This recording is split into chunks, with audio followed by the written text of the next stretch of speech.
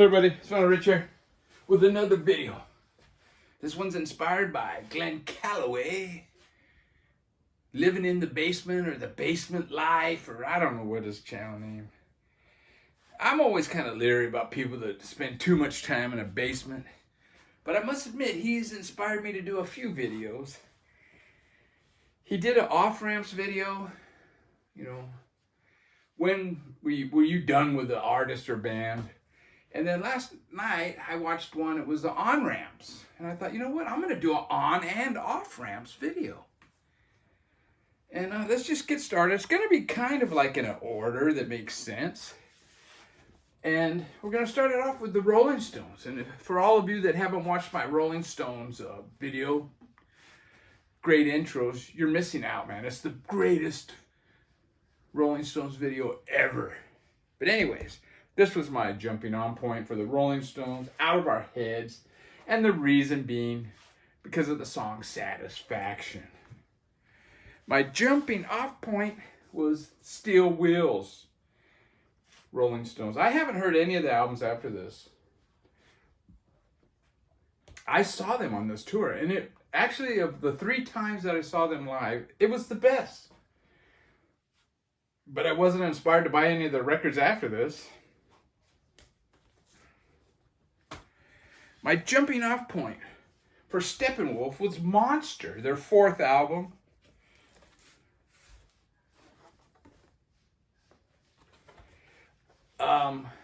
My jumping on point was, the first one I bought was their 2nd album, and I quickly bought the first one. So, my jumping on point was pretty much at the beginning.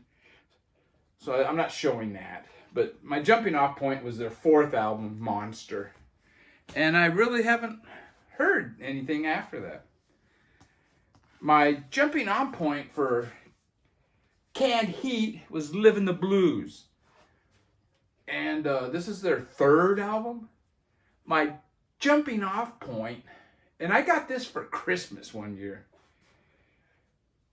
I always asked for a record at Christmas, and then once I got to a certain age, for Easter, I told my mom and dad, you know what, I don't want an Easter basket. Can I get a record? And I used to do that. But yeah, this was my jumping on point. My jumping off point was Future Blues, which was the last album that featured Alan Wilson, Blind Al Wilson. And because after that, I had heard their albums, but they pretty much just devolved into just like a bar boogie band, My jumping on point for the Mothers of Invention or Frank Zappa was Mother Mania. It's the best of the Mothers, and it's really not. I mean, they didn't have any hits or nothing like that. I think it's like off of their first 3 or 4 albums. And they always intrigued me, man, just because I remember going to Kmart and I'd go to the record section and I was tripped out on their album covers, and I finally took the plunge. My jumping off point was, I think, 72. This came out in 72, Waka Jawaka. Now, I did buy the one that came out after this, the Grand Wazoo, but I don't have that one anymore. So this one, 72. After this, Overnight Sensation came out, and then Apostrophe, and it just got too commercial for me. I mean, I remember going to a party, and the jocks, there were some jocks there, and they were playing Apostrophe and all this, and it was like, you know what? The cool kids, I mean, the uncool kids as far as my group was concerned, are liking this, so it's time for me to take the off-ramp. The on-ramp for Muddy Waters, for me, was Electric Mud. It was the first Muddy Waters album I ever bought, and I don't really have a off-ramp with this guy. I bought all his records till the end. My on-ramp for B.B. King is this Completely Well, is it? Yeah, Completely Well. And I bought it because I love that song, The Thrill Is Gone. Now, as far as the off-ramp, it's Completely Well. I didn't really buy any other albums of his. I did have an earlier one, and I don't know, it's just kind of too clean a blues for me, you know.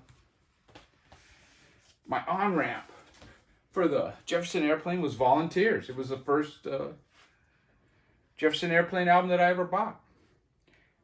I have since then bought I have all their studio albums, so no off-ramp. Now this one here, I'm not really going to show when the on-ramp is the debut. I think I have two in here. And I'm going to show this one. This is the Stooges. I have all their records now, you know, and other stuff that's been released after, you know. But I'm showing this because I got this at White Front. There was closing, I think it was White Front. They were closing all the stores, and all the records were like, you could get them 3 for $1. I don't know, something really cheap. And I got this one just based on the cover. You know, so I got this first press of the Stooges for 33 cents. My on-ramp for Sly and the Family Stone was There's a Riot Going On. And I don't really have an off-ramp for Sly and the Family Stone. My on-ramp for Grand Funk Railroad was this, their second album, the Red Album. And I bought this album solely based on the cover. I was doing that back when I was a kid even, you know. I thought it was a cool cover. And basically my off-ramp, this is my on-ramp. My off-ramp was that Closer to Home by Grand Funk, but I no longer even have that. This is the only Grand Funk I have. My on-ramp for the Faces was this one, A Nod's As Good As a Wink to a Blind Horse. This is a fantastic album. And I have all their records, so I don't really have an off-ramp. And the same goes for this one, T-Rex. The one with Bang a Gong on it, Electric Warrior. Both of these albums came out in '71. And little did I know, when I went to England, I would see both of these bands at the same concert. And I don't have an off-ramp for T-Rex. My on-ramp for Grateful Dead was this. This was the first Grateful Dead album I ever bought, American Beauty, because of the song Truckin'. And surprisingly, I like side 1 of this better than I do side 2, the side that has Truckin' on it. I just really dug this album, man. And my off-ramp for the Grateful Dead was Wake of the Flood. I heard bits and pieces of the next one, that Blues for Allah or whatever, and I don't know, it just sounded, I didn't like the sound of it. So this was my off-ramp. My on-ramp for Lou Reed, surprisingly, it was Rock and Roll Animal. I got into Lou Reed solo before I got into Velvet Underground. And I thought this is a fantastic album. I went back and bought all his studio albums before this. I have most of his 70s stuff, I believe. My off-ramp was surprisingly another live album, Live in Italy. Came out in '83, I think, '84. And I guess they're great musicians, but I just didn't, it didn't have an edge to it to me anymore. And they do good. Look, I mean, you gotta imagine, '84, I was deep into punk, and these guys just, I don't know. I just couldn't get behind it. I'm very superficial. Now, saying that was my off-ramp, I did recently buy this album, and I was familiar with some of the songs off of this. They used to play a couple of them on K-Rock. This is, what is it called? Lou Reed, Magic and Losses? Magic and Loss. No, this isn't the one that has the singles. That was that other one, that New York. But anyways, so I guess I do have 2 of his later ones. My on-ramp for Captain Beefheart was Spotlight Kid. And this is another one. I bought this because I thought that dude looks pretty cool, you know? And I don't have an off-ramp because I have all of his studio albums. My on-ramp for Traffic was 70s Traffic. The Low Spark of the High-Heeled Boys, 72 or something like that. They didn't really play too much Traffic in the 60s on American radio. I mean, I have all of their studio albums now, so I don't have an off-ramp. My on-ramp for Miles Davis. is On the Corner. I bought this when it came out. It was the first Miles Davis album I ever bought. And I've been looking at his album covers, just like I said I was The Mothers of Invention. Just because the covers were kind of striking to me, you know. But, yeah, this was the first one I actually bought, and I kind of bought it because of the cover. I guess you could say the off-ramp for me was Egg Harta. There were a couple of, this is a live album in Japan. There were a couple that came out after this, but I think they were Japanese-only releases. Dark Mangus and Panthea or something. And I never saw those in the stores. Now, saying this was the off-ramp, I did buy some of his 80s stuff. But I didn't buy them new. I bought them all in the dollar bins. Now, the On the Corner came out in 72. So I started getting into jazz, and this is the first Herbie Hancock I bought. I think this came out in 73. And this is when I started getting into this kind of music, and some of the rock ones I was kind of taking off ramps. But yeah, my on ramp for Herbie Hancock was this. My off ramp for him was that album Secrets. That was the last one I bought, and it has like vocals on it. And it was horrible. But I don't have it anymore. I got rid of that. This is Weather Report Sweet Nighter. I think this is another 73 album. This was my on ramp. I went back and bought all the previous ones before this. I really dig this album, man. Dig this band. I saw this band a few times, as I did the Herbie Hancock, and these guys I think they were better live. My off ramp, however, was this one, Heavy Weather, and it has one of their more popular songs, Birdland, on it. But I don't really care for this album that much, and I should probably just get rid of it. Now, Santana. I love the first four albums by Santana.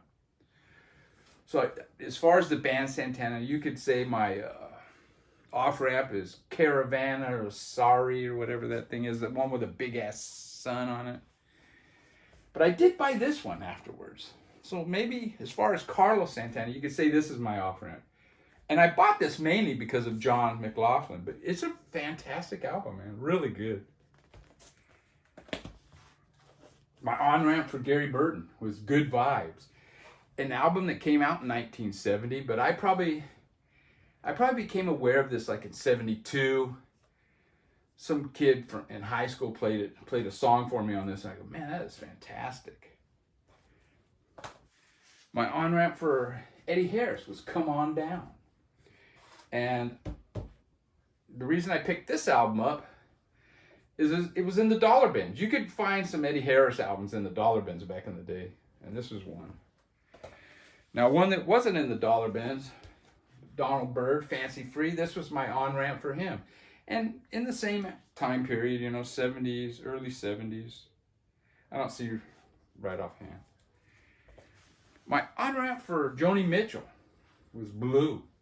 Fantastic album. My off-ramp was a few years later, Horizon. I'm sure she has good albums that came out after this, but I haven't listened to them. Now, Elton John, I didn't like his debut, but all the albums after that I kind of liked.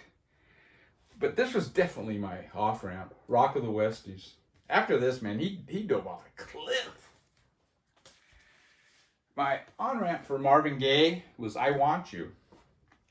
Also in that same time period, those early 70s. And I don't have an off-ramp. My on-ramp for Bruce Springsteen was Born to Run. The Born in the USA was my off-ramp. I haven't really listened to anything after that. But I got rid of that one, so I guess currently this is my off-ramp. And this is my favorite Bruce Springsteen. Darkness on the Edge of Town. Or as Glen Kellaway would say, Dark Side of the Moon. My on-ramp for Bob Marley is Rastaman Vibrations. And I bought this when it came out that summer. It was probably my most played album. And I don't have an off-ramp. The Tubes debut was my on-ramp. I guess I shouldn't have, I wasn't going to show bands where the first album was the on-ramp, but I am, because this is their second album. It's the only two I have. The actual off-ramp for me was,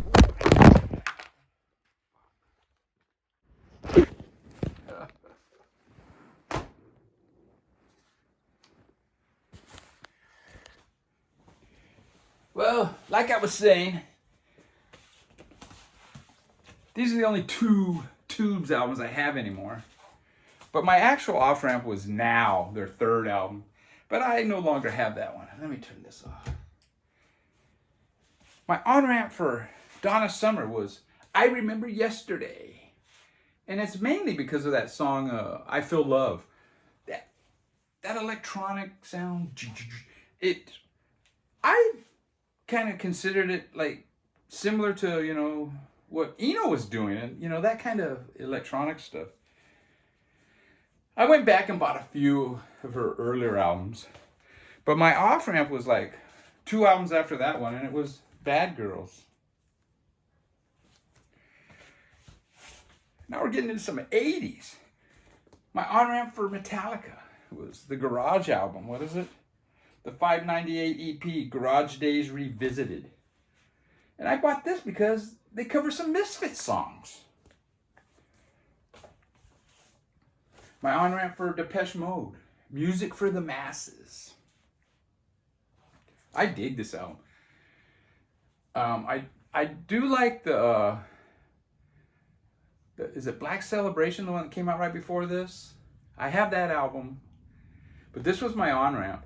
And before that, I kind of just know the singles.